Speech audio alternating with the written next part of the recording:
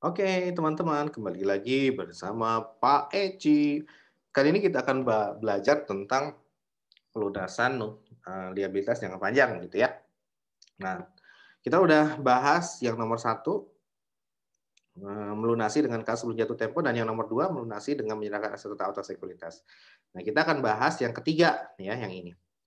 Oke, nah konsepnya adalah pertama, untuk ketika kita mau melunasi tapi direstrukturisasi namanya ya, kita memodifikasi kontrak dari utang kita.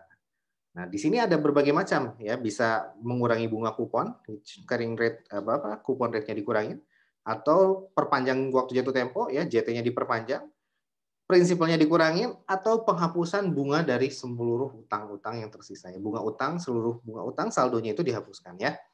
Nah, dari sini maka kita seolah-olah menerbitkan utang baru ya. Jadi kita harus hitung dulu berapa present value-nya gitu ya, sampai dengan tanggal melakukan restrukturisasi utang. Nah, nanti kita bandingkan dengan carrying value dari si utang yang lama gitu ya. Nah, selisihnya adalah gain or loss dari pelunasan hutang ya. Oke, nah di sini muncul juga wajah saya ya. Oke, kalau gitu kita akan berpindah ke Excel ya. Ke Excel, ke Excel, ke Excel. Siap. Satu, dua, tiga. Oke, teman-teman. Ini adalah contoh mengenai modifikasi dari utang jangka panjang kita ya.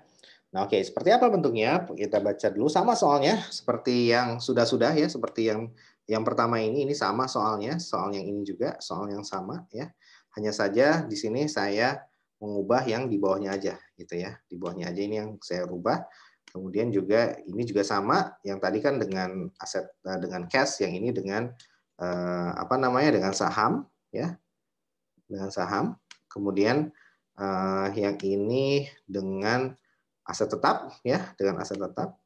Oke, sama kurang lebih konsepnya ya. Pengerjaannya pun sama ya, berbeda kalau pengerjaannya ya.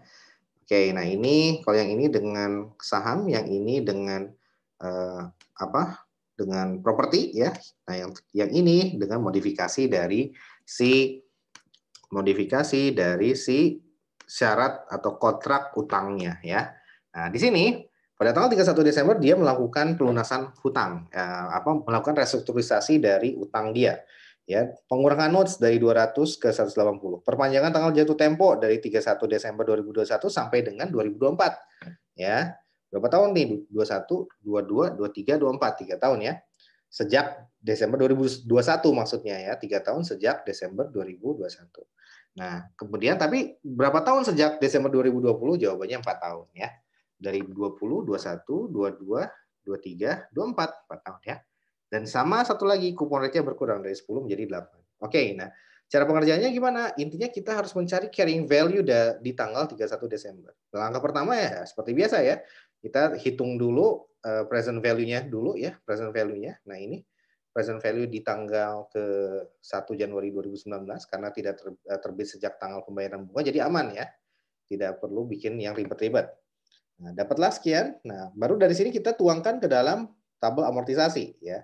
Nah, dapatlah di tanggal 31 Desember, kita hitung dulu bunga kuponnya gitu ya, pembayar bunga kupon. Nah, sehingga didapatkanlah carrying value sebesar 196. Nah, dari sini ini pada tanggal 31 Desember si perusahaan melakukan modifikasi dari kontraknya ya. Nah, berapa nilai present value per tanggal 31 Desember 2019? Nah, inilah yang akan kita cari. Ya, nah, kita masukkan dulu informasi di sebelah ini ya. Ini notes payable yang baru ya setelah di amandemen. Face value berubah menjadi 180 juta, periodenya 5 tahun, yang sebelumnya adalah 3 tahun.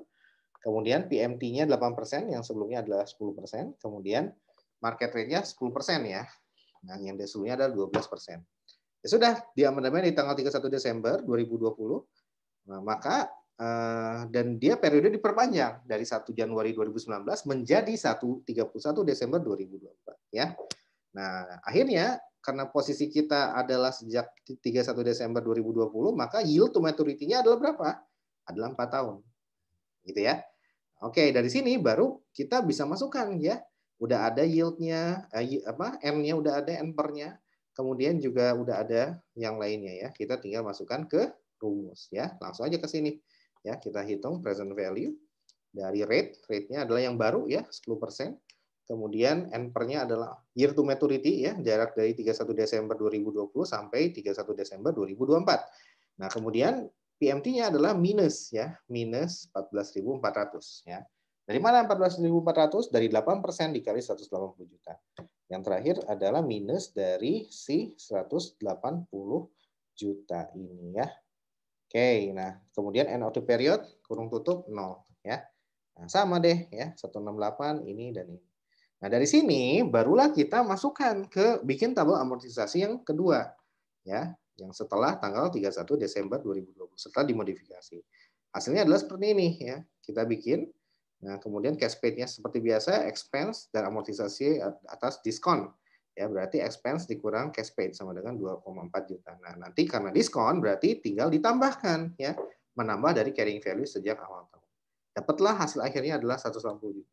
Dari sini berarti perhitungan kita sudah bisa disimpulkan, insya Allah sudah benar ya.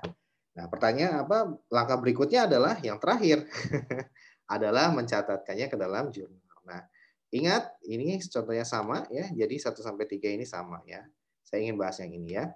Oke, nah dari sini barulah kita bisa mendapatkan berapa gain or loss-nya. Ternyata present value-nya per tanggal 31 Desember 2020 adalah 168 ya, diambil dari sini. Ya, kemudian dibandingkan dengan carrying value dari bond lama atau obligasi lama, yaitu yang 196 ini. Nah, karena kita akan bayar lebih kecil dibandingkan carrying value, maka kita akan mendapatkan untung ya. Nah, tinggal kita catat ya. Notes payable ya 196 tuh yang ini. Kemudian juga gain udah kita hitung ya, yang atas. Kemudian notes payable new-nya berapa? Penerbitan barunya adalah 168.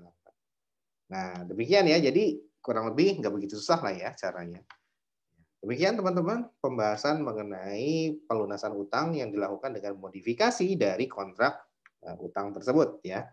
Yang dimodifikasi apa aja? Yang dimodifikasi face value-nya dikurangin, periodenya ditambah, coupon rate-nya dikurangin, market rate-nya juga ternyata berkurang juga ya. Nah, sehingga intinya kita membandingkan aja berapa present value di tanggal 31 Desember untuk utang yang baru dan berapa carrying value di tanggal 31 Desember 2020 untuk utang yang lama. Selisihnya adalah gain ya ternyata. Demikian, tinggal dituangkan ke dalam jurnal. Oke, gampang bukan? Tetap semangat ya belajar akuntansinya. Dah, Mamen. Ciao.